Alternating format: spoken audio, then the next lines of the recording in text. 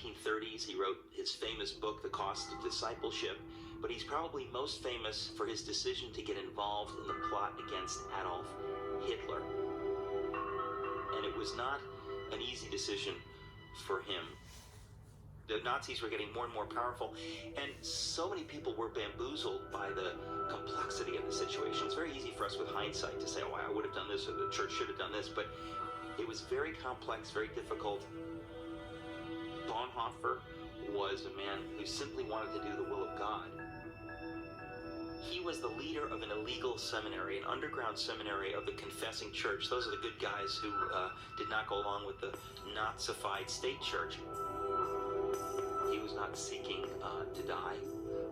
I think he would not make his decisions based on fear.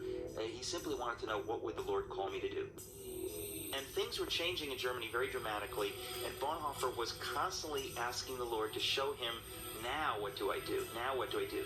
This was a time when the SS gave orders to destroy synagogues, to burn synagogues. This was in 1938. He realized that this attack on the Jews was an attack directly on God himself and on the people of God. And innocent lives are being killed left and right, more and more and more and more and more. When do we say, I have to stop him with violence? I mean, you realize that Bonhoeffer was always thinking these things through logically, but Bonhoeffer also knew that the God of the Scripture is the God of the Scripture. And if he calls me to do something, who am I to even question it? There's a joy in obeying this God.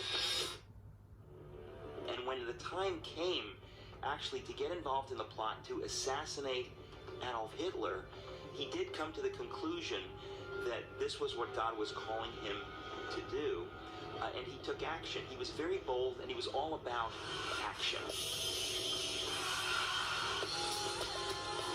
And just around this time, he was arrested for his involvement in an operation to get 7 Jews out of Germany. That's a far cry from being involved in the plot to kill Hitler. Then once that plot was uncovered, of course, Bonhoeffer's days were numbered. Bonhoeffer always understood that there's a price you pay, that there's a risk. The difference between action and inaction simply has to do with faith. If you have robust faith in Jesus Christ, you're a different person than somebody who is merely religious. From the moment he really got serious about his faith, Bonhoeffer understood that to give my life to Christ is immediately to give it up, to give it away. So whether he takes it from me literally, whether I die, I'm already supposed to be dead to myself. That's the whole point of it. And so it gives you a strange freedom. You're free. In fact, we know that only about 18 hours before his death, he conducted a service. And this is just before the Gestapo knocks on the door, and they drove him a number of hours to Flossenburg, and at dawn on the morning of April 9th, 1945, he was hanged. Bonhoeffer had this really extraordinary, and I would say supernatural ability to hear what God was saying, to get the biblical perspective, and he was astoundingly resolute. And then he was a champion, a hero in being resolute, and not just for himself, but in how he dealt with other people, exhorting them to act, not just to say, well, this is interesting, let's have some more committee meetings, but to think it through to the bottom and then to act.